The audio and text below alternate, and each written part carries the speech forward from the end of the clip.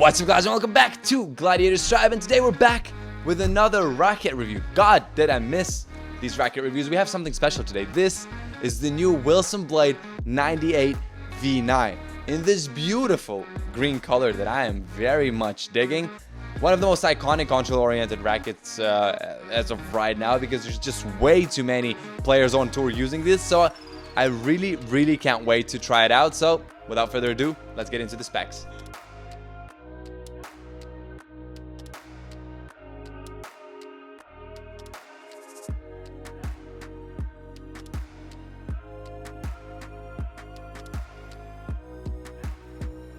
Woohoo! Has it been a long time since the latest racket review, and we're coming back with a banger, the legendary wilsonblade 98 V9. As I said, there's just way too many players using this frame on tour, both professional and not so professional, and what can be a better promotion of a racket than this, right? But with this blade in particular, there was a pretty noticeable wave of people switching to it from either the previous version of the blade, which is, you know, the more common thing that happens when a new blade comes out, but also from other rackets, such as my friend Kuze, for example, who switched from the Head Gravity Pro to the blade, even though before the Head Gravity Pro he used to play with the blade V8, and that's always a sign of a brand nailing a racket. I, however, have never been a fan of the blade series in general. Not to say that I thought it was a bad racket, but something was just always missing for me, and that something seemed to be the stability on the off-center shots.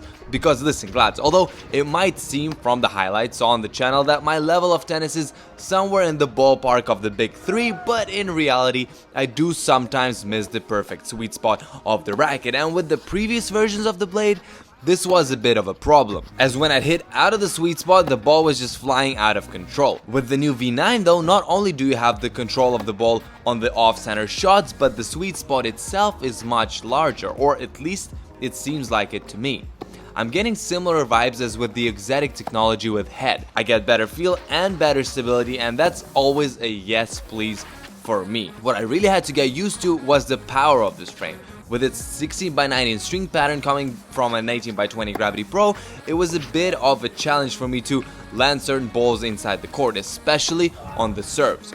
On the first flat serves, I had to really emphasize the downward movement and direction of the ball to not hit my opponent in the face, but when I did manage to do so, the power and the direction were absolutely uncompromised. With the first slide serves and the second kick serves, it was a bit harder to get used to that power for me. But when I gave the ball enough spin, it would bounce unusually high on the kicks and cut corners like a blade on the slices, no pun intended. Something interesting that I noticed about this racket on the ground strokes is that you have to fully trust it with every shot. Not think about putting the ball in or about your technique, completely relax and let the racket do the job. In that case, you will be surprised by how well the racket feels and by the shots that you're managing to produce, especially on the forehand side.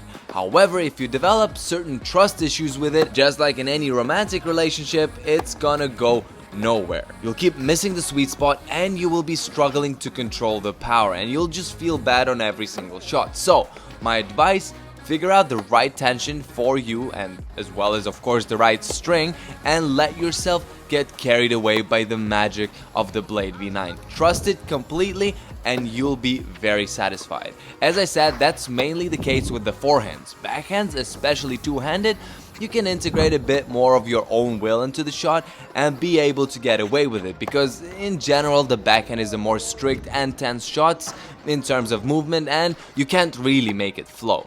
Unless of course we're talking about one-handers, but in this case just ask Tsitsipas, who am I to talk about that.